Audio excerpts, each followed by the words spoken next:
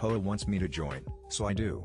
Just not how they expected. TLDR at bottom. So this story is about a property I own, but rent out. This may sound strange, but I don't think I could afford to live there these days. It's become somewhat exclusive. I guess this could also go in pro revenge. I've used dollars here, because it's what most people reading this will relate to. This doesn't take place in the US, and I've given an approximate dollar value for local currency. To answer the most commonly asked question, this is in South Africa. This is going to be very long. Background: a million years ago my property was part of a large farm. I bought it about 30 years ago, long after the farm was broken up, but before there was any development near it. The piece of land I got was near the back entrance that joined into a dirt road that ran past. The more expensive plots were near the tarred road in the front. I originally bought a large chunk of the land intending to do some farming, but that never happened. About 20 years ago some of the owners got organized. We'll call them the Organized Owners Zoo, and had the area designated as a municipal suburb. The municipality agreed to put in tarred roads, water and electricity if a certain percentage of the properties were developed. A construction company linked to the U went around contacting the owners who had land but no buildings, offering to build houses for us at a very reasonable price contingent on them getting a certain minimum amount of people signing up. While this was happening,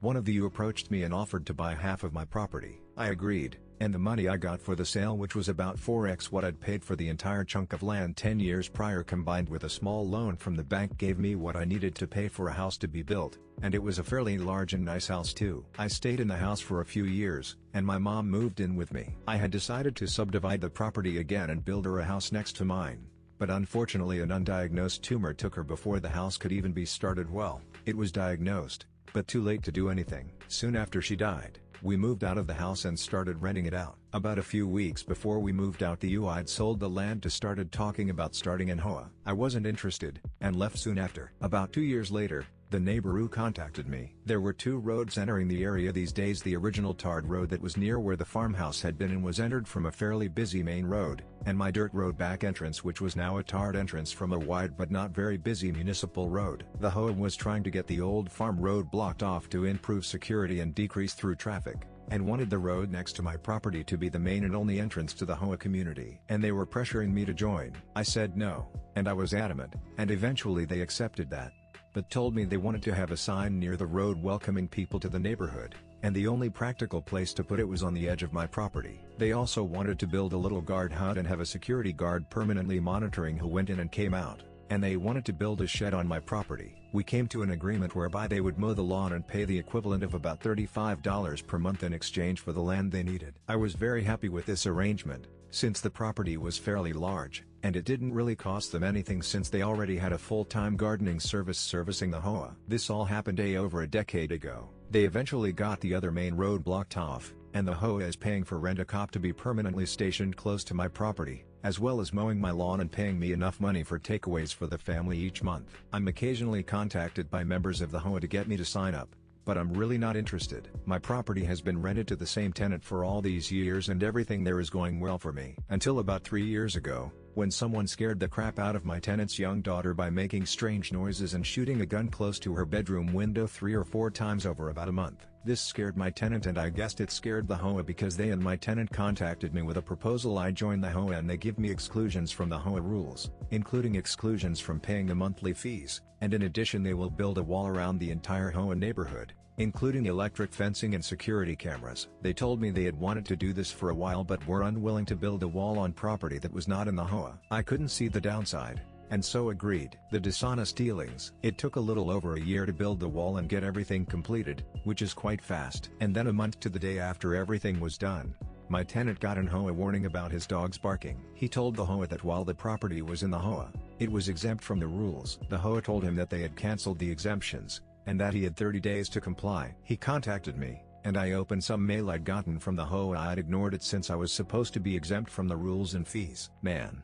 did I get a surprise. They had retroactively canceled the exemptions, and were claiming 1. That I pay late fees going back over a year, 2. That the easement agreement had been canceled, and that they were retroactively canceling it a year back because the HOA contract allowed them to use small unused portions of HOA members' land for the common good for free. 3. That I refund them the money they had paid for the easement over that period. 4. That I owed them money for the garden service mowing the large lawn. And 5. That I would be fined for each infraction my tenant failed to remedy. This started an expensive process involving lawyers and the court system, that ended with the judge telling me that what the HOA had done was mostly legal. They had the right to revoke the exemptions, but that they had to give me 30 days notice. As I was walking to my car, the neighbor, the one who bought half my land so many years ago, told me that I was stupid to have refused to join when the HOA started, as I could have been a founder member, whatever that means, and that next time I should be sure to understand the documents I signed before signing them. The malicious compliance. Neighbor was right, I should have read the contract better. Also,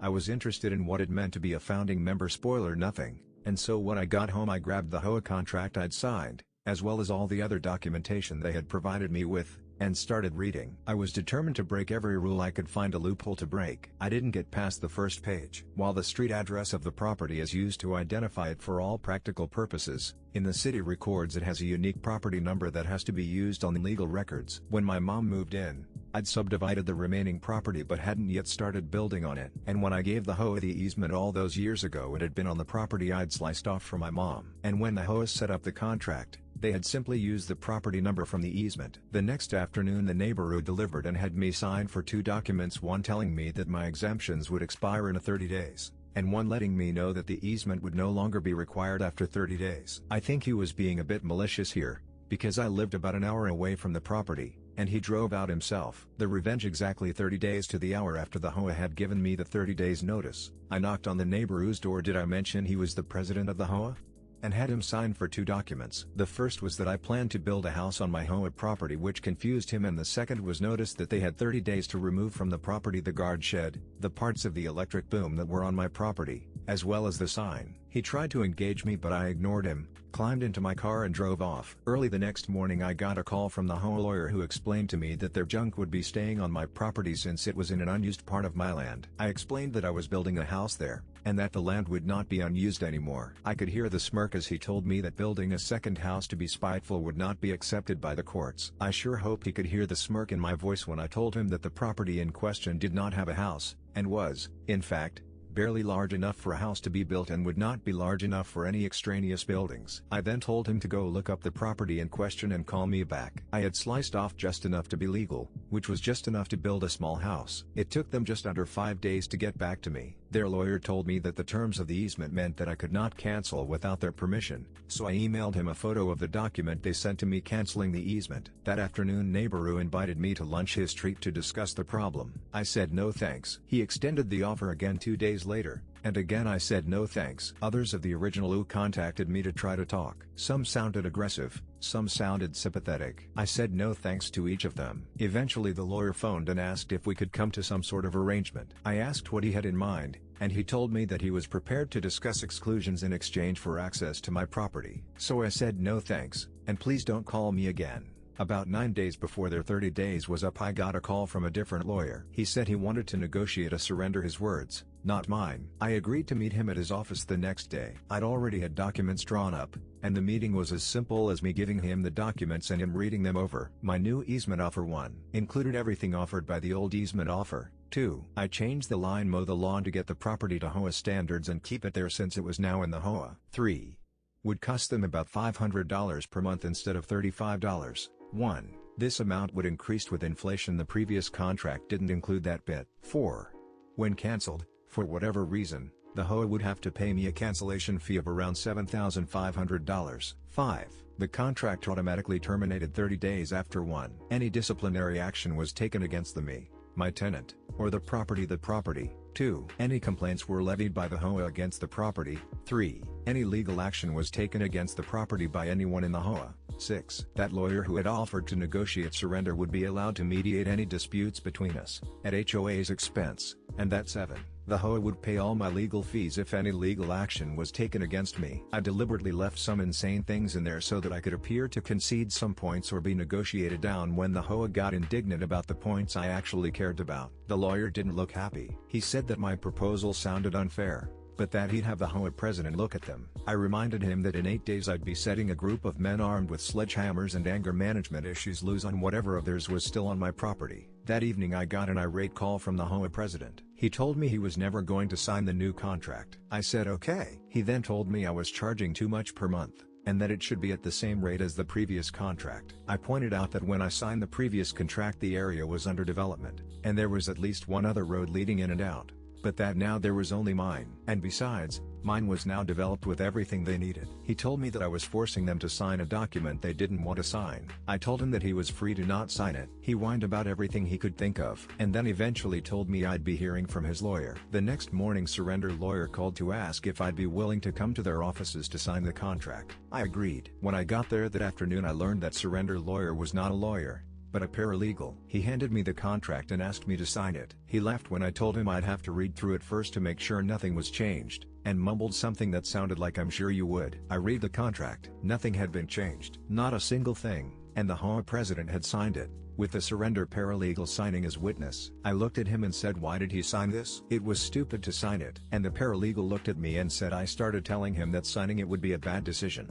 But he told me I wasn't being paid to think or give legal advice, and to shut up. So I shut up. I said, "Do you understand what he signed here?" He looks at me and nods. He said I asked him if I should have one of the lawyers look at it before giving it to you, and he told me that we had already billed enough for this, and that he'd sign it and sue me after their easement was safe. This happened about a year and a half ago. It took 6 months for the HOA to find out how screwed they were. They wanted to sue me, but their lawyers explained to them that there was no way to win. Even if the court sided with them, all they would get is the easement contract voided, and they did not think that the court would side with them. The lawyers were adamant about one thing: the HOA could not live with the HOA pays my legal fees if legal action was taken against me, since it didn't limit the people taking legal action against me to the HOA as worded. The HOA would be forced to pay for my legal fees if anyone took legal action against me. They argued that the courts would probably not enforce that, since the context of the agreement was to do with the HOA. And I told them I was prepared to find out, since the HOA would definitely be the ones taking action against me if they challenged it. I eventually signed an addendum to the contract that said that the Neighborhood HOA president would personally pay all my legal fees unless he held no position at all in the HOA,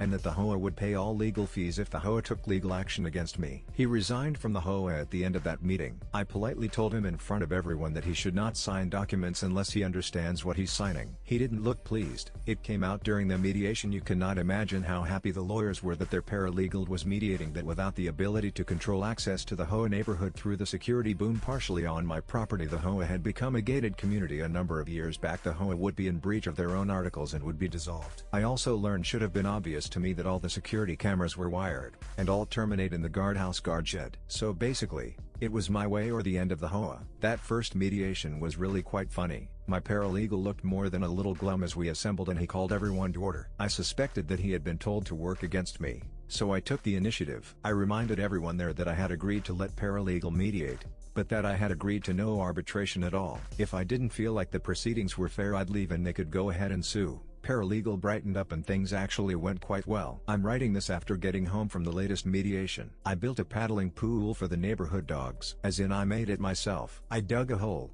packed it with stone, and added a concrete finish. It was my first attempt, and if I say so myself, it looked, well, terrible. The HOA called for a mediation meeting, what they do now instead of taking official action. I've declined their mediation requests in the past, in which they told me, as nicely as they could, that the paddling pool was an eyesore right at the entrance of the HOA. I asked them to create a list of what needed to be fixed and how it needed to be fixed to give to me at the next meeting. The list was extensive. It basically required the pool to be rebuilt from scratch. I asked them if there was any way to reduce costs on the work they needed to get it up to HOA standards, and they assured me there was not. I thanked them, pulled out a copy of the agreement where they had agreed to get the property to HOA standards, which I'd highlighted, and handed it to them with the list. I told them the HOA usually preferred if these things were dealt with within 30 days. They started arguing until the mediator reminded them that they could not force me to comply without causing the easement to end. I should mention that their lawyers usually no longer attend these things. They said they would get it done. I also learned a lot about Neighborhood today. 1. I found out that Neighborhood sold his property about 3 months back, and is apparently leaving the country for Australia. 2. I found out that the HOA had successfully sued him for a crapload of money they had lost to his mismanagement as part of his vendetta against me. 3. I also learned that he had a vendetta against me. I have no idea what I did to upset him. I'm not sure if I will screw with the HOA anymore. I already think I'm so close to breaking them. The only thing stopping them from canceling the contract is the massive financial loss if they do. I guess a lot depends on how they treat me and my tenants going forward. Also, I do like the monthly payments, though, so I'm motivated to play nice. Neighborhood was right, though, in the end. You really shouldn't sign documents unless you understand what you are signing. TLDR: HOA president gets me to join the HOA under false pretenses that get upheld in court. then finds out that he signed up literally the wrong property and has to resign after getting the hoe into an incredibly expensive situation that it cannot get out of. Thank you everyone. When I posted this here it was because I felt like I could fly and wanted to share. Now the adrenaline is gone and I feel like I've been kicked by a donkey. I thought some people would like the story, but also thought it was too long for most. It seems I may have been very wrong. There are so many people commenting and sending messages that I cannot keep up. Thank you all so very much.